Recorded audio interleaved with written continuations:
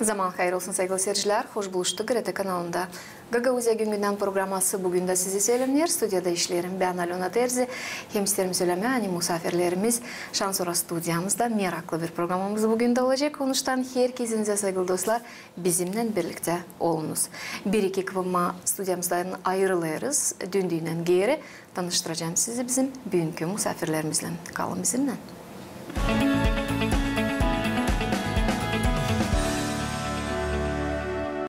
İsterim sizi tanıştırayım bizim misafirlerimizle. Misafirler hangileri geldiler bize Türkiye devletinden, ne niyetle geldiler, hem neyle fayda varınca getirsin onlara Gagavuzya. Çünkü belli bir amacıyla geldiler. Onlar bugün bizde stüdyamızda anlatacaklar. Bugün bizde stüdyamızda bulunan Şükrü Baştürk, doktor, doçent, Bursa Uludağ Üniversitesi hem Komrat Devlet Üniversitesi'nin temsilcisi Zaman hayır olsun Şükrü Bey, hem profesör doktor Bursa Uludağ Üniversitesi'nin profesörü Yerdem Özdemir. Zaman hayır olsun Yerdem Bey, hoş geldiniz stüdyamıza. Hoş gördük, hayır olsun. Şükrü Bey başlayacağız elbette sizden. Çünkü Şükrü Bey, siz Komrat Devlet Üniversitesi'nde görevliysiniz.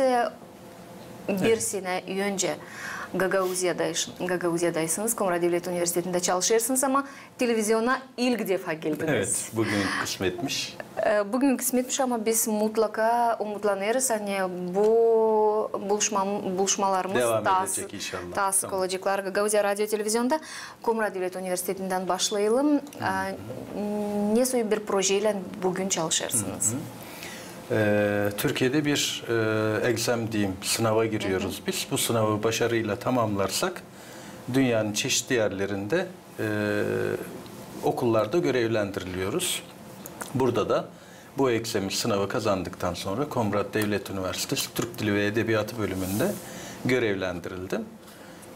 Hem Komrat Üniversitesi'nde edebiyat derslerini, Türk Dili Edebiyatı hem dil hem edebiyat derslerini yürütüyoruz.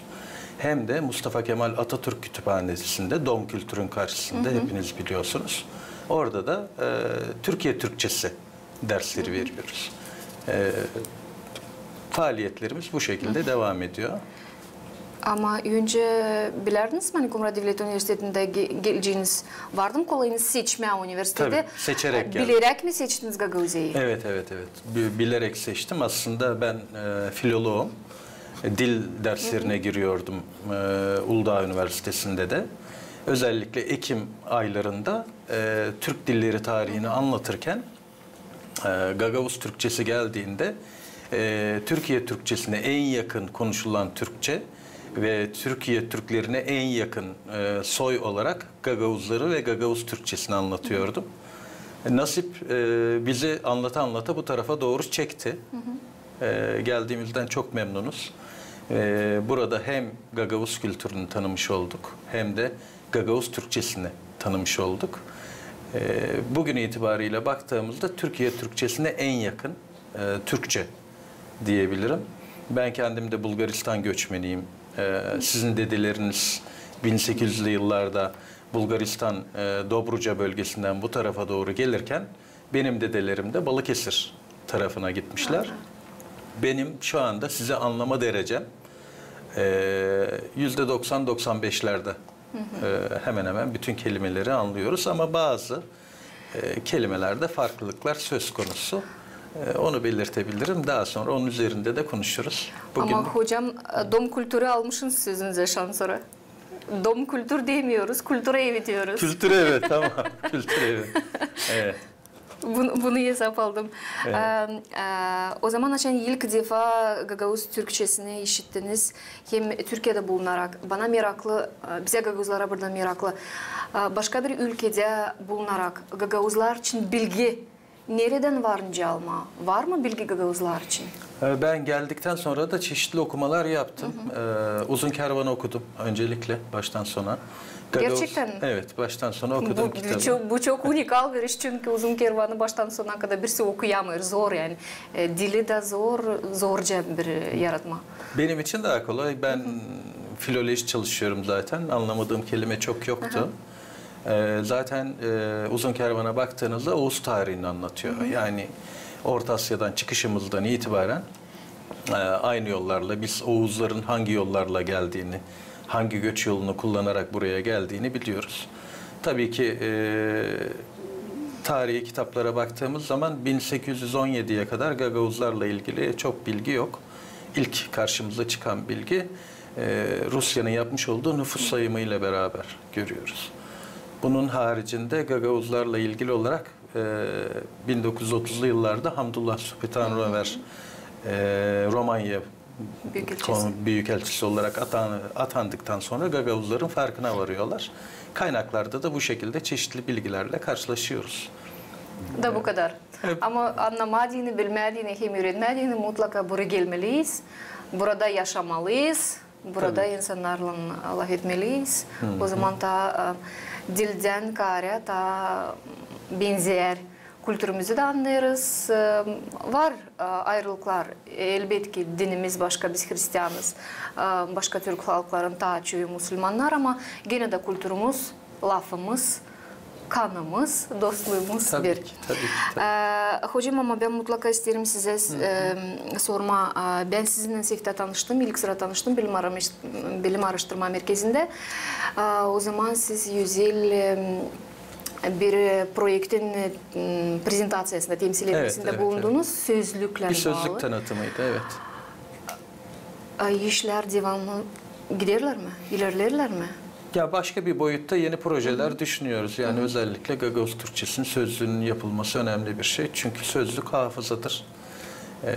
İnsanlar geçindikten sonra, Gagavuzça söyleyeyim, öldükten sonra kelimeler de beraberinde gidiyorlar.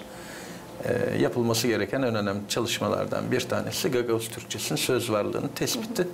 İnşallah gelecek yıllarda daha 4 yılımız var. Böyle bir projeye imza atarız. Başarıyla bekleyeceğiz. Bekleyeceğiz. İsterim tabi misafirimize geçmeye Özdemir Yerdem Bey, hoş geldiniz. Gagavuzya Radyo Televizyonuna hoş geldiniz Gagavuzya. Hem saygılı dostlar, ben bilmezdim.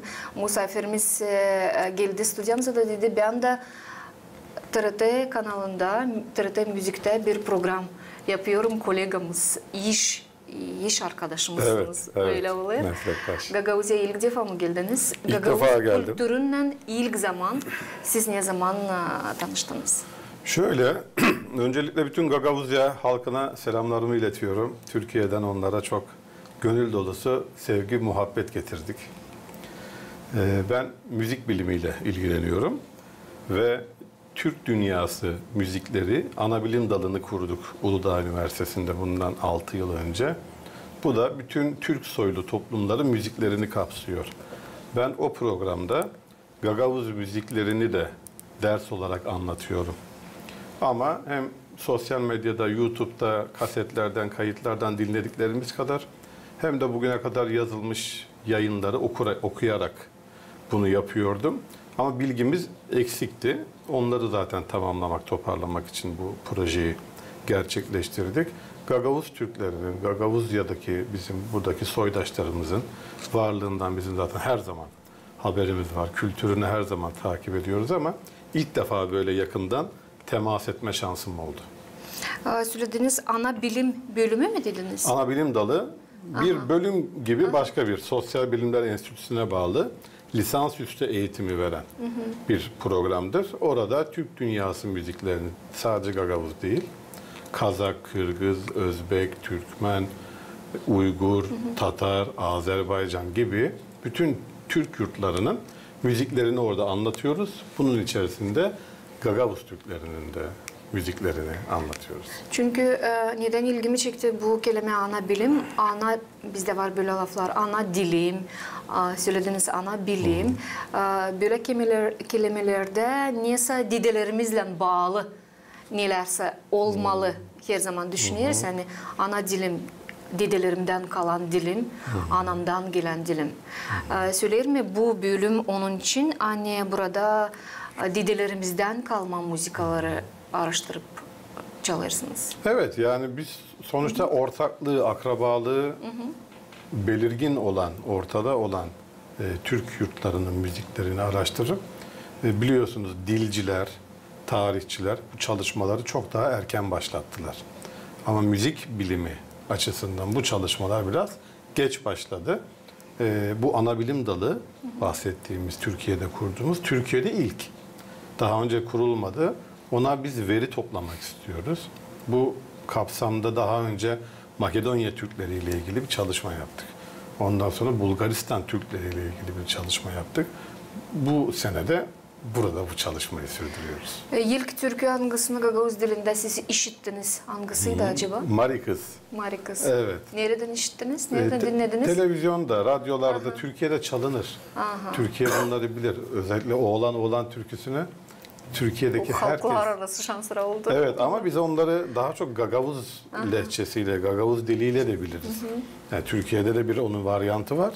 Ama Gagavuz lehçesiyle Türkiye'de bu çok dolaşır sosyal medyada özellikle. Yani bizim Türkiye Türklerin Gagavuzlardan haberi hep var. Hep ilgi, hep kulağımız burada. Gönlümüz de burada. Büyün repertuarınızda kaç Gagavuz türküsü var? Biz Marikız dediniz, Oğlan. Marikız var, Oğlan var, Cenkler adlı türkü var, Mavi Çiçek Açacak var, Lelü var. Bunları çaldık. Dalda Çiçek diye bir türkü var, biraz daha böyle yeni sayılabilir. Şimdi hepsi aklıma gelmedi ama aslında bayağı var. Ay göklerde var.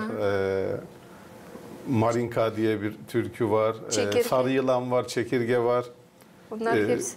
Tabii hepsini biz bunları çalıp söylüyoruz. Bahsettiğiniz TRT Müzik programında biz 2 tane Gagavuz programı yaptık. 13 bölümün bir bölümünü ve diğer sezonda da diğer bölümünü Gagavuz müziklerine ayırdık. Belki izleyicilerimiz oradan bakıp görebilir. Göstereceğiz mutlaka bunu. Evet, bir de Türkiye'de Kültür Bakanlığımızda bir Türk Dünyası Müzikleri topluluğu var ki onlar da sürekli Gagavuz türkülerini çalarlar, söylerler, seslendirirler. Türk Dünyası müzikleri toplantısı dediniz. Evet. Orada Gagavuzlar acaba var mı? Orada Gagavuz yok bildiğim kadarıyla. Ama orada zaten çok başka Türk dünyasından Türkler de çok fazla yok. Türkiye Türkleri onu toplayarak orada icra ediyor. Biz ise üniversitede bunun eğitimini veriyoruz. Neden sordum? Çünkü Türkiye'de var Gagavuzlar müzikçiler, halk müziğinden zanatlanırlar. Mesela Ivan Çelak iş vardır mı işittiniz? Ivan Çelak, Sofya Çelak, Sofya Çelak piyanocu, Ivan Çelak akordiyoncu. Birkaç sene önce Türkiye'den döndü opera sanatçımız Kurudimov. Çok anılmış. Çok anılmış. Bana meraklı bu insanlarla bağlantı yok. Burada aslında ismini muhakkak zikretmemiz gereken bir kişi vardır. Veysel Arseven. Gagavuzya'dan Türkiye'ye gelmiştir. Bir Gagavuz türküdür. Biz öyle söylüyoruz. Vasili Yöküzçüydü onun. Evet. Burada Gagavuzya'da 5 almalıydı bana kalsa. Ama varınca yanılıyım şimdi sevgili seyirciler ama böyle. Biz onu Veysel Arseven olarak bildik. Türkiye'de halk bilimi çalışmaları, müzik bilimi çalışmalarında bize daha okuldayken öğretilen isimlerden biridir. Ben tabii küçükken bilmiyordum onun Gagavuz olduğunu. Bu araştırmaları yaparken öğrendim. Bizi birbirimize müzik anlamında bağlayan ilk isimlerden biri de odur. Gagavuzların adı. Evet, onun haricinde de sadece müzik olmamakla birlikte benim burada çok ilgimi çeken pek çok kişi oldu ama bunlardan örneğin Dimitri Karaçoban benim için daha özel bir yerdedir. Çünkü Gagavuz kültürünün her alanına, şiir, oyun, tiyatro, sinema, resim, müzik değil mi? Müzik her alanına katkı sağlamış çok büyük bir değerdir. Bu tür değerlerimiz Türk dünyasında hep vardır. Gasparalı İsmail Bey gibi, Azerbaycanlıların Mikail Müşfik gibi ya da pek çok yerde buna benzer özel isimler vardır. Unutulmayacak isimler. Bunlar gibi çok da vardır ama Karaçoban benim için biraz daha farklıdır. Beş olmaya gittiniz mi? Müzeye dolaştınız? Gittik. Müzeye gittik. Orada babuşkalarla türkü söyledik. Onlardan bize türküler aldık. Projeden de isterseniz biraz bahsedebilirim. Elbette proje için laf edeceğiz. Burada yardımcı oldu size Şükrü Bey. Şükrü Bey misafirlerin duyguları acaba müzeye gittiğinden. Çünkü ben bilmiyorum. Ben Türkiye'de böyle dili yivilki, böyle müzelerde ne kadar bu kadar çok eksponat, yivilki eksponat var ben görmedim. Affediniz, Türkiye'nin öyle müzelerine ben girmedim.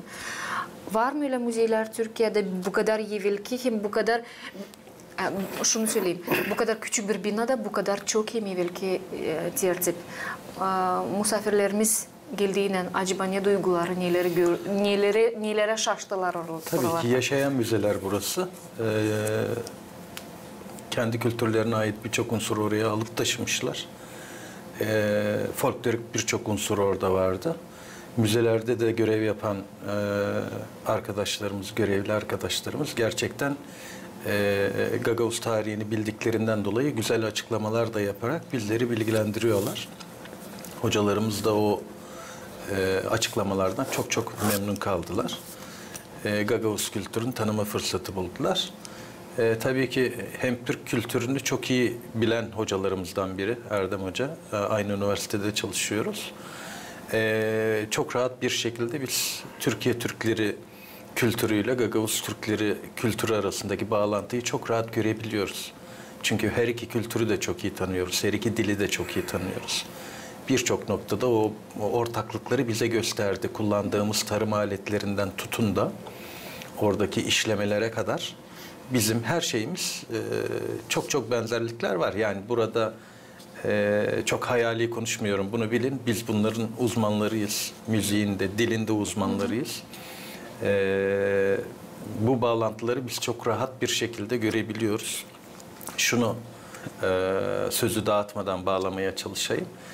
Bir toplumu var eden en önemli unsurlardan biri kültürüdür. Yani baktığınız zaman geçmişten günümüze getirdiğimiz, ben bu örneği çok veriyorum. Aslında çok konuşmak istemiyorum. Erdem Hocama söz vermem lazım burada. Bakın, bir hayvanı düşündüğünüz zaman bundan 1000 yıl önce de aynı şekilde davranırlar, yerler, içerler. Şu anda da öyledir. Bir aslan düşünelim. 1000 yıl sonra da hep aynı şekilde davranacak. Onu Afrika'da da tutsanız, alıp buraya da getirtirseniz hep aynı davranır. Ama insanoğlu öyle değil. İnsanoğlu temel sevgi ve acıma gibi duygularla doğduktan sonra insanı insan yapan, onu diğer insanlardan farklı kılan kültürüdür. Kültürün içerisinde de yeme içmesinden tutun giyimine, müziğine bizi o ayrı kılar. O nedenle hem dilimizi, hem müziğimizi, hem kültürümüzü gelecek nesillere aktarmamız gerekiyor.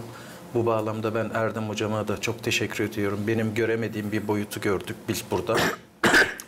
Müzikler içerisinde, dil içerisinde.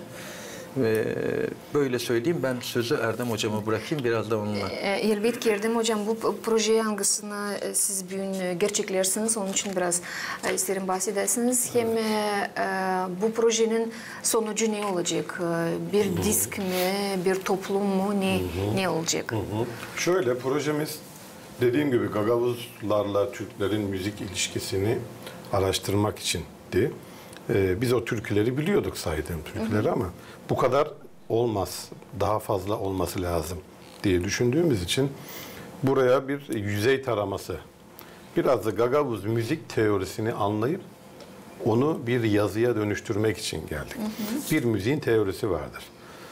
Gagavuz müziği nasıl bir müziktir dediğimizde onu birkaç cümleyle, birkaç bilimsel anlamda açıklanabilmesi gerekir.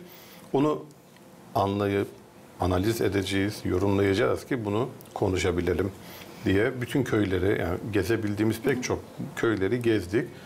Şükrü Baştürk hocam bizim burada hem rehberimiz oldu, hem de zaten projemizin bir araştırmacısı. O projeyi birlikte yürütüyoruz. Evet, gerçekleştiriyoruz. Komrat Üniversitesi de onun bir paydaşı bu projenin aynı zamanda. Buradan çıkacak materyallerden akademik yazılar, kitap ve makaleler olacak. Orada çektiğimiz görüntüleri kare kod vererek o kitapta YouTube üzerinden ya da başka bir mecra üzerinden daha bunu çalışacağız. İnsanlar dinleyebilecek. İzleyebilecek hem de. Çünkü biz bu bildiğimiz türkülerin dışında ev içerisindeki türkülere odaklandık. Yani 80 yaşında, 90 yaşındaki annelerin, ninelerin türkülerini aldık. O türküler, o müzikler bizim bu söylediğimiz, bildiğimiz müziklerden biraz farklı. Çünkü o ev içi türküsü olduğu için o kolay değişmez. Onun kökleri belki de birkaç yüzyıl geriye gider. İşte birkaç yüzyıl geriye gittiğimizde bazı ortaklıklar da ortaya çıkıyor. Biz de evet onu daha çok araştırmaya geldik. Çok fazla kayıt aldık. Daha onları incelemedik tabii. Gittikten sonra analiz edeceğiz. Ama gördüklerim, duyduklarım Gagavuz müziğinin sadece bu bildiğimiz mevcut kitaplarda yazılı olan müziklerden ibaret olmadığını şu anda söyleyebilirim. Çok daha derin, çok daha çeşitli, farklı müzikal yapıların olduğu, farklı söz yapılarının olduğu bir müzik repertuarının olduğunu şimdilik söyleyebilirim. Bunu kitaba sizin deyiminizle kağıt yaptığımız zaman onu o ortaya çıkacak. Herkes de bunu okuyabilecek. Şükrü Bey, ama ben gene isterim canınıza dönmeye söyledi. Erdem Bey, yani yaşlı insanlar, 89 yaşında insanların çalınan türküleri kayıtlamışlar, görmüşler, işitmişler ama zamandaş orkestrayla çalınan halk türkülerini gösterebildiniz mi Erdem Bey'e? Düzava'nın mesela Kadıncan'ın türkülerini gösterebildiniz mi? Görebildiniz mi siz bu orkestrada yapılan güzel müzikler? Kadınca topluluğuna da ayrıca gittik hep beraber. Düzava'ya da gittik. Onların konserlerini de izlettik. Ama genel anlamda eskileri seslendirdiklerinde normal ama modern müzikleri hocamın alanı çok incelemedik tabii ki de geçmiş müzikleri hocamızın bulduğu çok farklı müzik türleri var. Asıl oraya odaklandık. Yani hocam dedi neyi bulmaya çalışıyor? Gagavuz müziğinin bir müzikalitesini. Hocam doğru söylüyor. Doğru. Onu tespit etmeye çalışıyor ve gerçekten de bulundu da. Çok güzel bir yere değindi hocam. Biz müziklerde Balkanları bulduk. Onu söyleyelim yani. Biliyoruz Gagavuzların Balkanlardan buraya geldiğini. Bu müzikle beraber de kesinleşti. Yani bunu bir eskiden kalma taş gibi düşünün. Taş, müzik neyse, taş neyse müzik de onu verdi bize. Yani orada da hatıraları, oradaki hatıraları buraya taşımışlar müziklerle. Yani ama bu biz her gün karşı gelince bu müziklerle böyle düşünmeye varmıyoruz. Hani gerçekten söylediniz ya bu müzikler değil hani insanın acısını sevinmeliğini açıklasınlar ama historiyamızda Balkanlardan çıkmamızı bile bulmuşlar. Evet. Bulmuşlar. Hani Evet tabii ki de. Şimdi sınır çok ince. Tabii Gagavuz müziği hocam bahsetti. Bizim sınıflandırmamızda Kırım Türkleri, Gagavuz Türkleri, Bulgaristan Türkleri ve Balkan ve bizim de Rumeli bölgesi, Edirne bölgesine de yakın. Bu birbirine en yakın coğrafya ve bu sahanın müziği olarak bir genel başlık çizilebiliyor. Ama bunun içerisinde Gagavuz müziğinin bazı özel yanları var. Onu bu çalışmalarda gördük. O yüzden onları veri haline getirdiğimiz zaman, incelediğimiz zaman belki bir daha geliriz. Yine burada mutlaka konuşuruz. bekleyeceğiz. Kitabımızı ya da CD'mizi her ne yapacaksak bunu daha gidince bakacağız. Ve burada tanıtma şansımız olabilir. Bekleyeceğiz biz bunu. Ama şunu söylemeden geçemeyeceğim. Bütün Gagavuz halkına çok teşekkür ediyorum. Hepsinin evlerine gittik. Bizi çok iyi ağırladılar, konukladılar. O yaşlı insanlar bize bir şeyler ikram etmek için, bize yeni bir türkü verebilmek için, bizi oradan mutlu gönderebilmek için çok uğraştılar. Ben sanki Gagavuzya'da değildim de Türkiye'de başka bir herhangi kendi köyüme gitmiş gibi hissettirdiler bana her yerde. Beşelma'da, Kazayak'ta, Kıpçak'ta, Çadır'da, gittiğimiz her yerde, Başköy'de, Beşgöz'de nereye gidersek gidelim hep böyle insanlar bizi çok sevgiyle karşıladı. Bu beni çok duygulandırdı. Sağ olunuz hocam. Programımız yaklaşıyor kendi sonuna ve mutlaka bağlamayı da elinize alıp bir şarkı işitmek isterim. Sanırım bizim seyirciler de meraklanacaklar. Çünkü bizde Gagavuzlarda Şükrü hocam şans sorabilir. Bağlama var ama bizim bağlamamız biraz başka türlü. Evet. Türkiye bağlaması biraz başka türlü. Buyurun bunu. Peki. Bunu isterim yapasınız bizim seyircilere edin bugün. Evet. Şunu da söylemek isterim. Biz Gagavuz müziğinin kimlik çalgısı olarak mesela şeyi biliriz. Kavuşu biliriz. Kavuş sizin çok önemli bir bağlama, nasıl bizim Türk kimliği ise Gagavuzlar için de kavuş öyledir. Ancak çok fazla kavuş çalan göremedik. Buna da biraz üzüldük. Kavuş çalgısını biraz üzerine gitmek gerekiyor. O bir kimlik çalgısıdır. Bunu da buradan yetkililere söylemiş olayım. Siz şimdi söylediniz de ben düşünmeye vardım. Gerçekten pek seyrek var müzik karşı geliyor kavuşu. Sıralarda da bu ansambllerde de onlar kullanmırlar kavuşu. Nedense.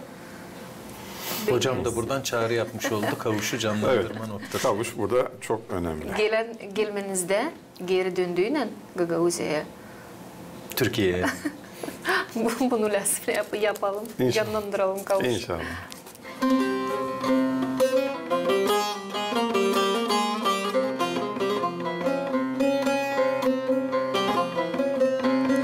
Gagavuzlar için yazdığım bir şiir vardı.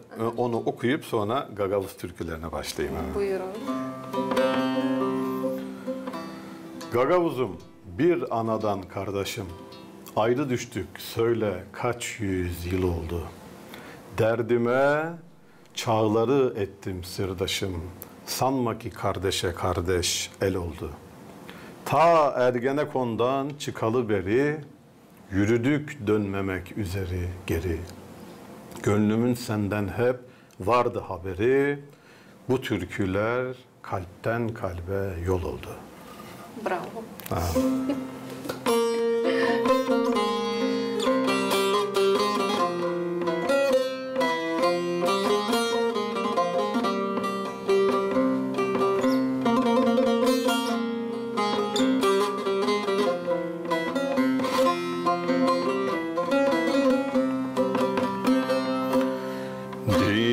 Gece değil gündüz, cenkler bize gelmeyiniz. Dil gece değil gündüz, cenkler bize gelmeyiniz. Kavara cenk datma toprağa, kurutma yeşil yaprağı. Kavara cenk datma toprağa, kurutma yeşil yaprağı. Şu bahçotun altında mari kız, gül yüzüm var.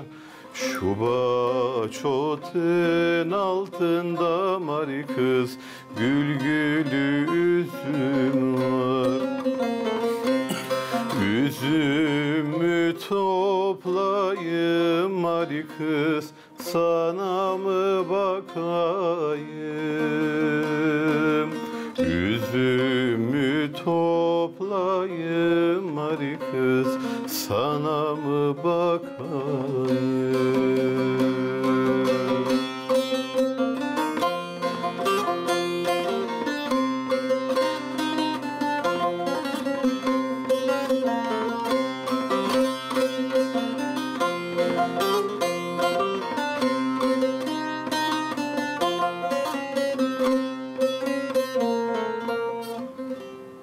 Gagavuzya radyo televizyonu başka ülkelerde de uydunun yardımından seyrederler. Onun için zannederim bu projenin devamı hem de sonuçları olduğundan biz onu mutlaka yayınlayacağız efirimizde. Sevgili seyirciler, aklınıza getirelim. Stüdyamızda misafir olarak bulundular Şükrü Baştürk, doktor, doçent, Bursa Uludağ Üniversiteti hem Komradeli Devlet Üniversiteti'nin öğretmeni, hem Erdem Özdemir, profesör, doktor, Bursa Uludağ Üniversiteti.